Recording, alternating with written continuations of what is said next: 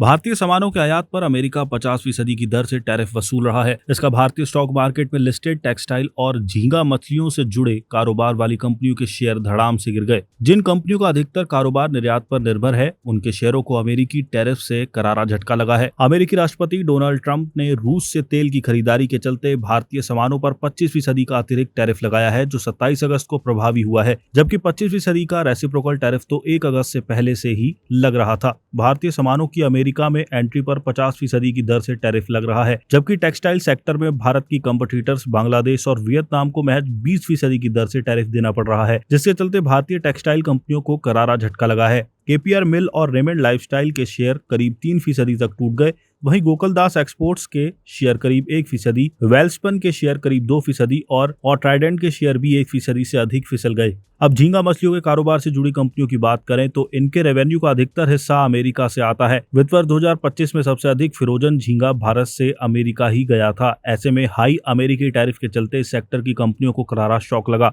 Apex frozen foods के share करीब 5% तक टूट गए, तो अवंती फीड्स के शेयर करीब 4% नीचे आ गए। अवंती फीड्स को मार्च 2025 तिमाही में 77% रेवेन्यू उत्तरी अमेरिकी बाजार से, तो एपेक्स फ्रोजन को 53% रेवेन्यू अमेरिका से मिला। Marine products export development authority की प्रेस रिलीज के मुताबिक भारतीय सी फूड के लिए देश के बाहर सबसे बड़ा बाजार अमेरिका बना हुआ है। इसमें भी फ्रोजन श्रिम्प यानी झींगा का दबदबा बना रहा और अमेरिकी डॉलर के टर्म में इसकी हिस्सेदारी 92.55% रही। वित्त वर्ष 2025 में अमेरिका को भारत से $271.49 करोड़ का 3,46,868 टन सी फूड भेजा गया था, जो कि अमेरिकी डॉलर के टर्म में 6.50%, भारतीय रुपए के टर्म में 8.76% बढ़ा, तो वॉल्यूम टर्म में 5.37% उछल गया। इसी के चलते हाई टैरिफ का कंपनियों के मार्जिन पर तगड़ा असर दिख सकता है। जियोजीत इन्वेस्टमेंट के chief investment strategist VK Vijay Kumar का कहना है कि नियर टर्म में 50% टैरिफ से सेंटीमेंट पर दबाव दिख सकता है। हालांकि मार्केट में घबराहट के आसार कम है, क्योंकि मार्केट को उम्मीद है कि जल्द ही सब ठीक हो जाएगा और कोई समाधान निकलेगा। हाल ही में अमेरिकी ट्रेजरी सेक्रेटरी स्टॉक बेसेंट का ये बयान कि आखिरकार भारत और अमेरिका एक साथ आएंगे ने माहौल संभाला हुआ है। वीके विजय कुमार का मानना है कि नियर टर्म में एक्सपोर्ट सेक्टर को झटका लग सकता है, लेकिन घरेलू खपत थीम की तरफ निवेशकों का रुझान बढ़ सकता है। उनका मानना है कि निवेशक अधिक वैल्यू वाले स्मॉल कैप की बजाय सुरक्षित और बेहतर वैल्यू वाले लार्ज कैप में पैसे डाल सकते हैं।